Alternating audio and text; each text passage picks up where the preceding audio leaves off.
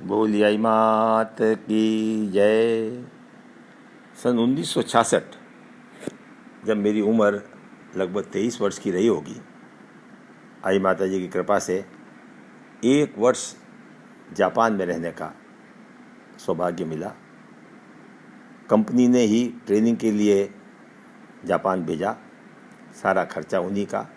पर मुझे फ़ायदा ये हुआ कि उन्हीं के जो इंजीनियरिंग ग्रेजुएट के लिए जो हॉस्टल बना हुआ था, उसी में मुझे कमरा दे दिया।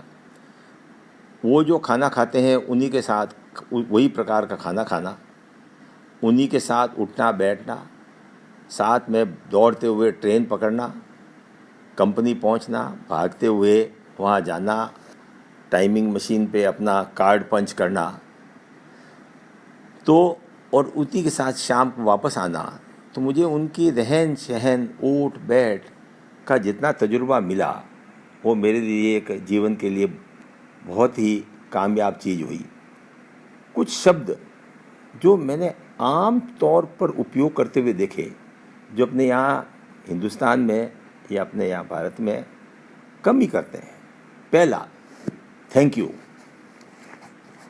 धन्यवाद। अपन तो कहते धन्यवाद, और वहाँ जापानीज भाषा में होता है अरिगातो गोजाइमास। हे जेंटलमैन, आपको मैं धन्यवाद देता हूँ। मतलब वो आगे गोजाइमास मतलब बड़े आदमी, आपको मैं धन्यवाद देता हूँ। आप कहीं जाओ, बस में से उतरते तो कंडक्टर चिल्लाती बोलते अरिगातो गोजाइमास, थैंक यू। रेस्टोरेंट में पूरा कंप्लीट करके जब रवाना होते तो वहाँ जो वेट्रेस खड़ी होती वो धन्यवाद देती। जहाँ जाओ आप मुस्कुराता हुआ चेहरा और धन्यवाद का जैसे उनके पास कोई भंडार भरा हो। वैसे दुकान पे जाके सामान खरीदा, रवाना हुए तो सारे सेल्समैन, सेल्स वुमेन जोर से आपको धन्यवाद देंगे। अपने यहाँ धन्यवाद देने का सिस्टम बहुत कम है। मैं तो काफ़ी 25 साल एमएलए भी रहा, काम भी किए होंगे, किसी की मास्टर की ट्रांसफ़र भी होगी या किसी को वापस 90% केस में वापस धन्यवाद देने कोई नहीं आया। ये कहने के लिए साहब धन्यवाद हमारा काम हो गया, एक आदत ही नहीं। धन्यवाद देने कोई नहीं आया। सड़क बन गई, अपन ने कोशिश करी बताने की भाई हमने बनाई, नहीं, उसका कोई ज़रूरत नहीं है, सरकार का पैसा था बन गया। मतलब एक ये धन्यवाद एक ऐसा शब्द है जिसमें आप उसको अपना अच्छा तो लगता ही है, और आगे भी जब कभी उसको काम बताते हो तो उसको काम करने में आनंद आता है। तो अपन यथासंभव, न तो पैसे लगते हैं, इंग्लिश में तो फिर भी थैंक यू है पर अपने भारत में धन्यवाद देने का सिस्टम तो कृपा करके एक आदत बना लो। जहाँ कहीं किसी ने काम किया, और अब तो मोबाइल पे धन्यवाद दे सकते हो, टेलीफोन पे दे सकते हो, अब तो आपके मैसेज ही दे सकते हो। परंतु जिसने किसी ने आपका काम किया, किसी ने आपको मदद की, आपका काम हुआ कि नहीं हुआ, पर अगर आप धन्यवाद दे देते हो तो आपके प्रति उस आदमी के मन में एक जगह और एक इज्जत की भावना बन जाएगी। दूसरा शब्द है सॉरी, माफ़ करना।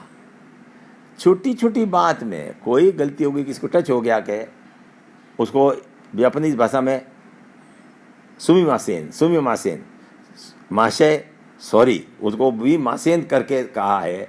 अपन यहाँ किसी को भी कोई आपसे गलती हो गई, कोई फ़ोन हो गया कि आप लेट आए, या आपने किसी को कुछ वादा किया था वो आप पूरा नहीं कर पाए, सॉरी कहने में अपन इतने कंजूस हैं कि अब तो को सॉरी कहने का आप कृपा करके, जहाँ ज़रूरत नहीं भी हो तो भी अगर आप माफ़ी मांगते हो तो आपके प्रति आपकी भावना उसके प्रति सुधरती ही है, उसमें कहीं कोई कमी आती नहीं है।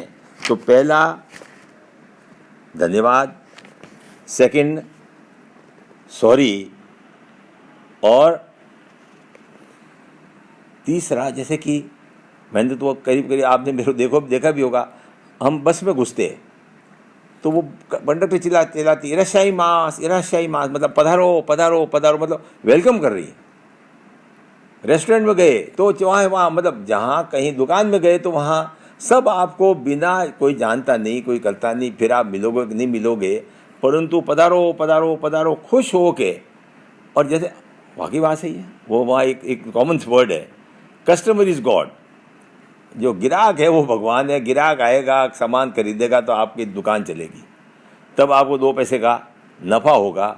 बच्चे आएंगे स्कूल में पढ़ेंगे तो जाके आपके स्कूल चलेगी।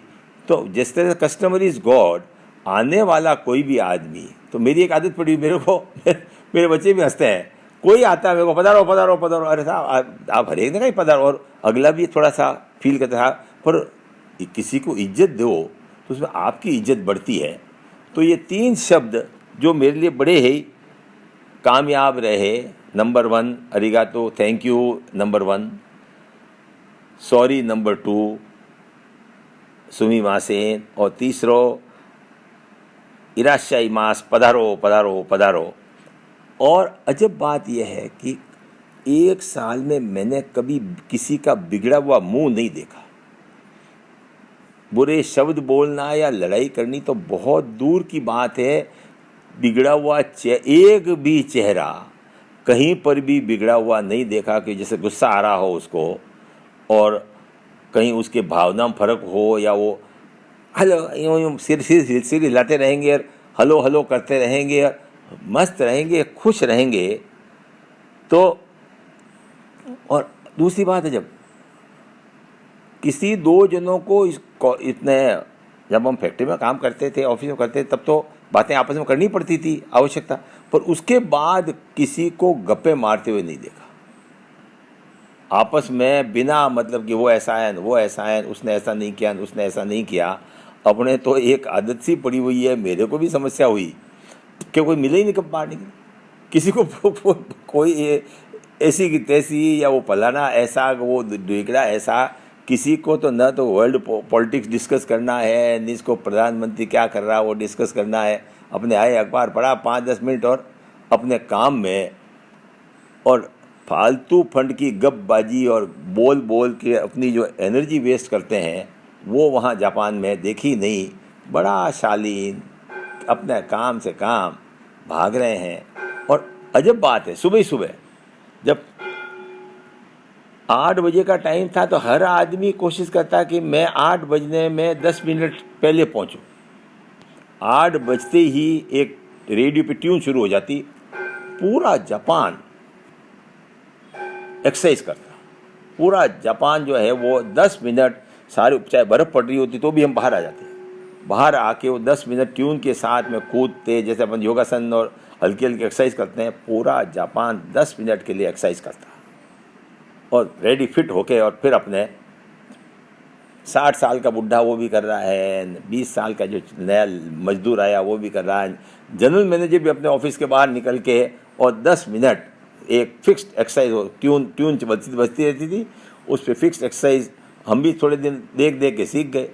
पर अपने यहाँ एक्सरसाइज करना, ये करना थी कुछ चीज़ें, जो देश आगे बढ़ता है, जो देश विकास करता है, उसमें कुछ तो भली चीज़ होती है जो अपन अपने यहाँ भी कर सकते हैं, अपन सीख सकते हैं, अपने उसको दोहरा सकते हैं और अपने परिवार में इंट्रोड्यूस कर सकते हैं। तो अपन भी जापान जिस तरह विकसित देश है, कोई दुखी है ही नहीं, कोई गरीब है ही नहीं, कोई बिना काम का फर्जी आदमी वहाँ है ही नहीं, सब अपने काम से काम मस्त तरह के काम करते हैं। तो मेरी माता यही प्रार्थना है। और सीर्य समाज भी एक तरह से मैं देखता हूँ तो मुझे दूसरा जापान का मॉडल दिखता है, खुश रहना, आपस में बैठे बातें कर रहे हैं, किसी के काम से काम दूसरा है ही नहीं। तो आपको माता जी सद्बुद्धि दे और आप में भी किसी के प्रति दुर्भावना आए ही नहीं, यही माता जी से प्रार्थना।